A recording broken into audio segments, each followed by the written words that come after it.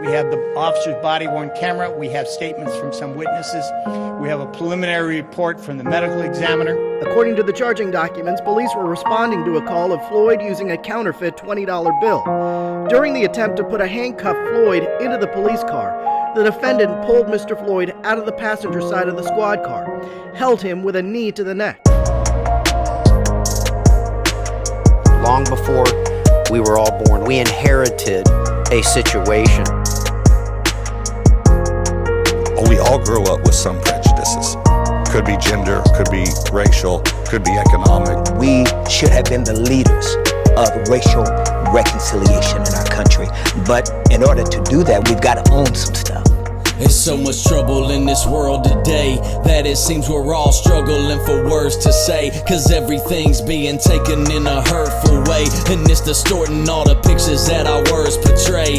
Hold on, wait, but we stop talking and there's too much silence, huh? We start marching and there's looting and riots, and the news is the tyrant that induces the violence, like a spiritual thermostat infusing the climate with anger and hate. Then they switch from the bait, yeah, they bait us all in, trying to switch up our fate, using the issues of our day as political plays. So we gotta rise above, cause there's too much at stake. Come on. We all wanna see a change, but we gotta be the change that we wanna see. Hey, we all know we're not the same, but deep inside we really want the same thing. Let's strictly us off and put aside our differences. If God be for us, who can be against us? And when we come together, the tragedy we're witnessing will all melt away in His love.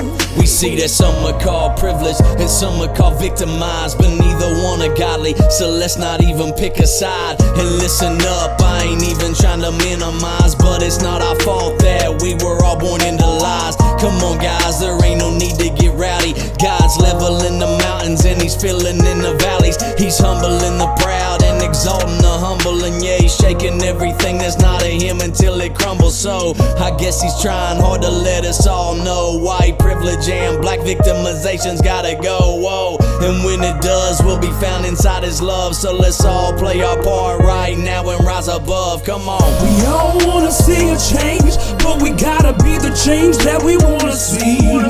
Hey, we all know we're not the same, but deep inside we really want the same thing. Let's strictly us off and put aside our differences. If God be for us, who can be against us? And when we come together, the tragedy we're witnessing will all melt away in His love. Yeah. Do I see things like God sees it, or do I still allow in my heart these corners of darkness that I make assumptions and that I allow prejudice and I excuse it? It's one thing to be nice to me here, but how many N-words am I at your house? How many H-words are white people in my house? Because it goes both ways. I don't want to see, because what we can't do here is absolve any community from responsibility.